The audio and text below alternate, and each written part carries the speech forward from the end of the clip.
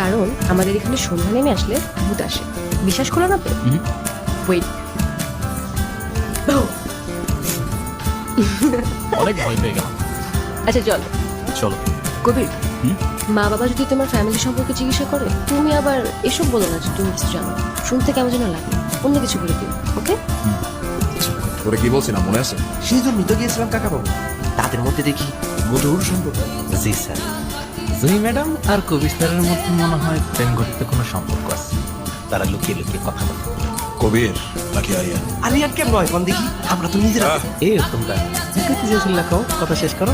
দেখো মিন, তুমি তো অনেক বেশি কথা বলো। বেশি কথা বলা লোক আমার একদম পছন্দ না। একটু কম কম কথা বলো। আর উত্তম, ওর দিকে খেয়াল রাখো। কোনো মিস নাও জানো, সুযোগ বুঝে সুযোগ করতে হবে। ঠিক আছে। শহরে থাকিস, কি না কি খাস আল্লাহ জানে। সারাক্ষণ আমার টেনশন লেগেই থাকে। আর দেখো না তোমার মেয়েটা কত শুকায় গেছে। এই নে পেট ভরে খাবে। সঞ্জু, নতুন মেহমান নিয়ে আসছো, একটু সাবধানে থাকিস। আমাদের তো শত্রুর অভাব, যে কোনো সময় যে কোনো কিছু হয়ে যেতে পারে। তুই যে কি বলিস না ছোট, আমাদের বা শত্রু কোথায়? হ্যাঁ, গ্রামের সবাই আমাদের কত ভালোবাসে। তাছাড়া কেউ জেনে শুনে আমার কিংবা আমার মেহমানের কোনো ক্ষতি